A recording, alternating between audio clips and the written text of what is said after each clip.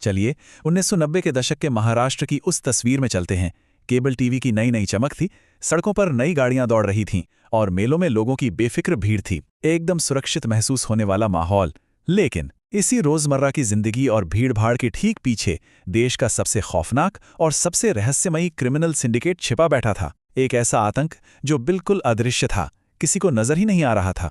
शुरुआत करते हैं एक ऐसे रहस्य से जो बिल्कुल नामुमकिन सा लगता है। जरा सोचिए, 1990 से 1996 के बीच दिन के उजाले में मंदिरों और बस स्टैंडों की भारी भीड़ से दर्जनों मासूम बच्चे अचानक हवा में गायब हो गए। एक माँ मंदिर में आंखें बंद करके दुआ मांगती है और जब आंखें खोलती है तो बच्चा वहां नहीं होता। ना कोई सुराख, ना रोने की आवाज और सबसे बड़ी बात, एक भी चश्मदीद गवाह नहीं। आखिर ये सब हो कैसे रहा था? देखिए, 1990 से 1996 के बीच पूरे 6 सालों तक कोल्हापुर, पुणे और नासिक जैसे शहरों में एक अजीब सा भयानक सन्नाटा छा गया था। माता पिता अंदर तक डर चुके थे क्योंकि उन्हें एहसास हो गया था कि कोई अदृश्य शिकारी सीधे उनकी आंखों के सामने से उनके बच्चे छीन रहा है। दहशत इतनी थी कि लोगों ने बच्चों को घर से बाहर तक भेजना बंद कर दिया था। 40, जी हाँ, 40 से भी ज्यादा बच्चे।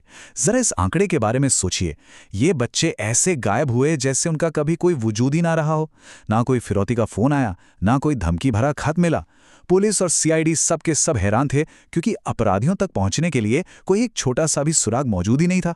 भाग 1, मैटरनिटी मास्क या मातृत्व का मुखौटा, इंसानी मनोविज्ञान को हथियार बनाना। अब सवाल ये उठता है कि आखिर इतनी बड़ी तादाद में बच्चों का अपहरण बिना किसी की नजर में आए कैसे मुमकिन हुआ? खैर, इसका जवाब छिपा है मैटरनिटी मास्क में। सोचकर देखिए, अगर भीड़ में कोई हट्टा-कट्टा आदमी किसी रोते हुए बच्चे को जबरदस्ती ले जा रहा हो तो लोग उसे तुरंत रोक लेंगे, है ना? लेकिन ये अपराधी कोई खूंखार दिखने वाले गुंडे नहीं थे। ये बिल्कुल साधारण आम सी दिखने वाली औरतें थीं।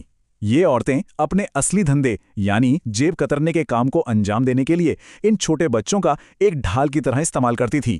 एक रोते हुए बच्चे के साथ किसी आम सी औरत को देखकर भीड़ को कभी शक हुआ ही नहीं। इनका तरीका यानी मोडस ऑपरेंडी बड़ा ही शातिर था।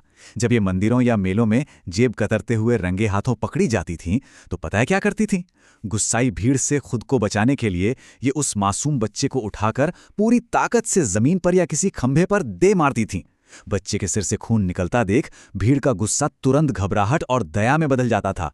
लोग ये भूल जाते थे कि वो एक चोर है और उसे अस्पताल जाने के लिए रास्ता दे देते थे। बस इसी अफरा तफरी का फायदा उठाकर ये वहां से रफू चक्कर हो जाती थीं। इनकी बेरहमी का अंदाजा लगाना हो तो कोल्हापुर के एक सिनेमा हॉल की इस घटना को देखिए। 2 महिलाएं बड़े आराम से बैठकर 3 घंटे तक ब्लॉकबस्टर फिल्म दिल वाले दुल्हनिया ले जाएंगे का मजा लेती रहीं। फिल्म खत्म होने के बाद उन्होंने अपना एक महंगा हैंडबैग लेडीज बाथरूम में छोड़ा और शांति से अपने घर चली गई। अगली सुबह जब एक सफाई कर्मचारी ने उस लावारिस बैग को खोला तो सच में उसकी चीख निकल गई। उस बैग के अंदर एक मासूम बच्ची की लाश थी। उसे सिर्फ इसलिए मार दिया गया था क्योंकि उसका रोना फिल्म देखने में खलल डाल रहा था। ये सोचना भी रोंगटे खड़े कर देता है कि कोई इतनी दरिंदगी करने के बाद बड़े आराम से बैठकर पॉपकॉर्न खाते हुए मूवी कैसे देख सकता है। भाग 2, एक मास्टरमाइंड का जन्म, इस अदृश्य आतंक के सूत्रधार। अब एक तरफ पुलिस हवा में तीर चला रही थी और दूसरी तरफ इस पूरे दुस्वप्न के पीछे एक ही औरत का दिमाग था, अंजनाबाई गावित। अपने 2 पतियों द्वारा छोड़ी गई अंजनाबाई एक आम जेब कतरी से, जिस पर 125 से ज्यादा केस दर्ज थे, एक बेहद ठंडे दिमाग वाली मास्टरमाइंड बन चुकी थीं। बदले की आग में वो इस कदर अंधी हो गई थी कि उसने इस दलदल में अपनी सगी बेटियों को भी उतार लिया। ये कोई बहुत बड़ा इंटरनेशनल माफिया नहीं था, बल्कि बिल्कुल आम सा दिखने वाला एक परिवार था। मास्टरमाइंड अंजनाबाई, उसकी बेटियां रेणुका और सीमा और उसका दामाद किरण शिंदे, जो उनकी किडनैपिंग वैन चलाता था। इन चारों ने मिलकर ऐसी अकल्पनीय क्रूरता का धंधा चलाया जिसने पूरे महाराष्ट्र की नींद उड़ाकर रख दी। भाग 3, एक जानलेवा गलती, अहंकार से पतन की शुरुआत। कहते हैं ना कि जब अपराधियों का अहंकार बढ़ने लगता है तब वो सबसे बड़ी गलती करते हैं। सालों तक कानून की नाक के नीचे से बच निकलने की वजह से इनका घमंड आसमान छूने लगा था और इस घमंड में उन्होंने अपना ही बनाया हुआ सबसे सख्त नियम तोड़ दिया। अब तक ये सिर्फ अनजान और गरीब बच्चों को उठाते थे जिनकी पहचान करना मुश्किल हो। लेकिन अंजनाबाई ने अपने पूर्व पति को सजा देने के लिए उसकी 9 साल की बेटी क्रांति का अपहरण कर लिया और उसे बेरहमी से मार डाला। क्रांति दरअसल रेणुका और सीमा की सौतेली बहन थी। और यही उनकी किस्मत की सबसे बड़ी भूल साबित हुई, क्योंकि क्रांति की मां बहुत अच्छी तरह जानती थी कि उनके दुश्मन कौन हैं। उसने सीधे नासिक पुलिस को अंजनाबाई और उसके परिवार के बारे में बता दिया। पुलिस ने भी तुरंत मुखबिरों का जाल बिछाया और आखिरकार नवंबर 1996 में इस अभेद्य केस को क्रैक करते हुए पूरे परिवार को गिरफ्तार कर लिया। भाग 4, एक रोंगटे खड़े कर देने वाला कबूलनामा, चुप्पी का टूटना। गिरफ्तारी होने के बाद भी ये महिलाएं पत्थर की तरह चुप रहीं। 3rd डिग्री का भी इन पर कोई असर नहीं हुआ। तब पुलिस को एक कमजोर कड़ी ढूंढनी पड़ी और वो कड़ी थी इनका दामाद किरण शिंदे। फांसी के फंदे के डर से किरण अंदर तक टूट गया और फिर उसने जो सच बताया उसने कड़े से कड़े पुलिस वालों की आत्मा को भी झकझोर कर रख दिया। उसने बताया कि उन्होंने उस मासूम को पैरों से पकड़ा और उसका सिर दीवार पर तब तक मारा जब तक खोपड़ी फूट नहीं गई, और फिर हम फिल्म देखने चले गए। किरण ने एक एक करके उन मासूम बच्चों की कहानियां बताईं।